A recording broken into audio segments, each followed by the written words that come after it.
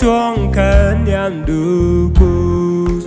quay loài đứa nhìn chế nhu sẽ dần mình là thích đa cus go rồi chỉ can chế đa lis quan giang ni bởi sự kia lia cái gì cus mình là đồ ra anh sẽ là gɔɔy mình để chuông khăn nhằm đủ cus quay loài đứa nhìn chế nhu sẽ dần mình là thích đa cus go rồi chỉ can chế đa lis quan giang ni bởi sự kia lia cái gì cus mình là đồ ra nhìn qua trên gal ca sẽ là kel mình bị ya cô anh than nhám du cus mình bị quay loài tu nhìn che nhu cái Yesu Kristus mi kan rasul selati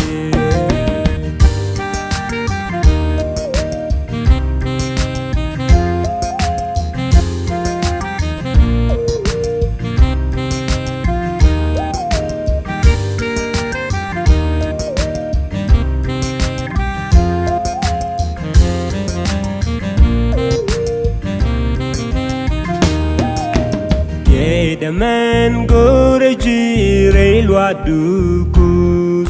she look the news me she got the so ke krida enta me she luang jeng nyam du cus she tie the long re lwa du kalwang mi selva the man go to jire lwa du cus she look the news me she got the so ke krida enta me she luang jeng nyam du cus she tie the long re lwa du kalong mi selva nhìn wa tin gal ka salakel me bi atia ko enta nyam du cus me di quay loài tu nhìn che news cái Yesu Kristus mi kan rasul selati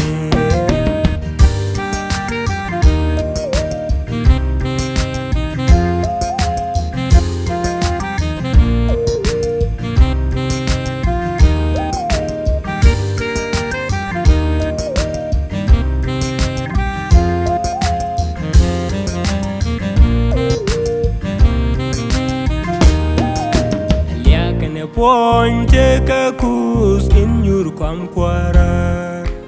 luz kana bom te ke je min la dora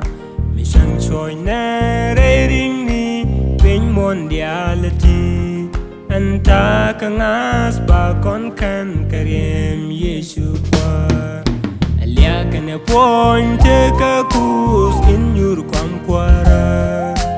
luz kana bom te ke jen min la dora mi sang choi na re ring ni wen mondiality anta ka ngas ba kon kan karem Yesu kwa nhìn wa tin gal ka salakel me bi atia ko anta nyam du cus me di quay loài tu nhìn che news cái Yesu Kristus mi kan rasul